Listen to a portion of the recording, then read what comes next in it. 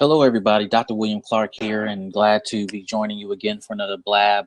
Right now, I've been covering just a series of thoughts and ideas that I've been capturing in this database I'm developing regarding some of my self-leadership research, and been sharing some of it with you. And the whole goal is to share some of the things that I've been capturing and what's inspiring me to add it to the database.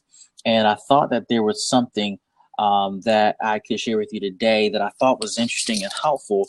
And I think it applies to all of us as we're going through our personal growth process, and whatever that process means and involves with you personally. We all can use what I'm about to share. Before I share it, the other thing I'll say to you too is I've been using the term self leadership. That's kind of what's used in the industry. But another way of understanding self leadership is personal leadership or personal motivation. Whatever works for you, use that term because it really centers back to how do you get yourself to pursue goals or to perform or to do something that you have established or set for yourself. So what I wanted to share with you today on the personal or self-leadership side is to engage what you fear. Engage what you fear.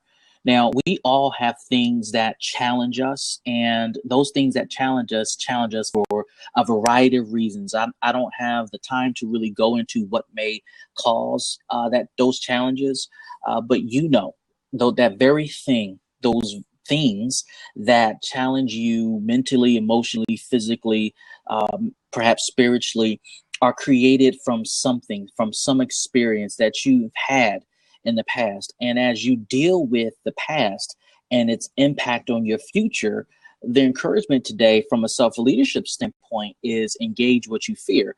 Now, I've shared lightly some of the elements of self-leadership, but self-leadership has three prongs to it. Number one, self-leadership has a cognitive strategy prong, which means how do you change the mindset or thinking of an individual so that they can stop psyching themselves out of doing something and encourage themselves to perform a goal that they've identified.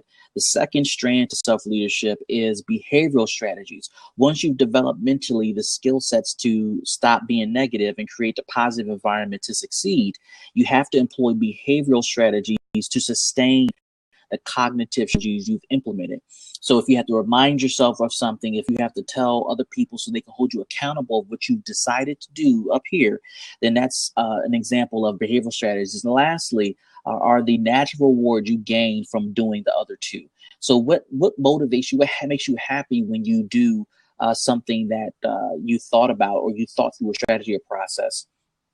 What makes you happy when you perform something that fulfills your mental strategy? And all of that kind of comes together as a natural reward.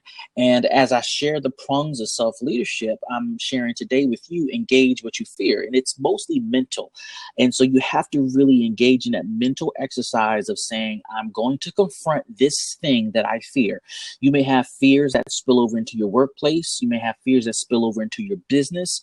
You may have fears that spill over into how you engage your customers, how you sell or market your product.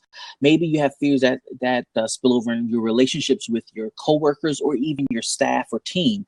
And when you think about those fears, you have to really confront them and deal with them, regardless of what they are and where they come from. Here's the rest of the statement. Self-leadership pushes you to fight through the fear so you do not inhibit your own growth. Now, leadership and a bunch of coaching strategies and theory will tell you how to lead others. Self-leadership teaches you how to lead yourself. And we can talk about, from an external leadership component, the various things and variables that you have to deal with as a leader, as a potential leader. And some of those things do include other people. But what's not talked about enough is how you as an individual can inhibit your own growth or own progress. It's easy to talk about or to coach you through or mentor you through how to navigate challenges in the workplace if you feel like you're the victim from somebody else. or how to deal with the political structure in your organization if you feel like you're being oppressed. But what if your oppression and victimization is coming from in here? This is what self-leadership talks about. This is what personal leadership talks about. How do you implement the behavioral and cognitive strategies to overcome self-inhibition? And what this says here, when you engage fear, self-leadership teaches you or pushes you to fight through fear so you don't inhibit your own growth. When you start to deal with fear, you're no longer saying so-and-so is accountable or responsible for my lack of growth. I'm saying, as I deal with my own fear, that I'm responsible for my lack of growth. And as a result, I'm going to challenge what I fear. I'm going to challenge myself for allowing the fear to confront me and to limit me and to distance me from my goals. So again, you're starting to work through the mental strategies that are necessary to overcome fear. And once you start to work through them mentally, you start to allow yourself to process through this stuff, such as envisioning success, such as no longer saying negative things, such as blocking out or deciding to block out the negative contributors or actors in your life that causes you to rely on that fear or to even exacerbate the fear. Those are mental strategies you're going to go through.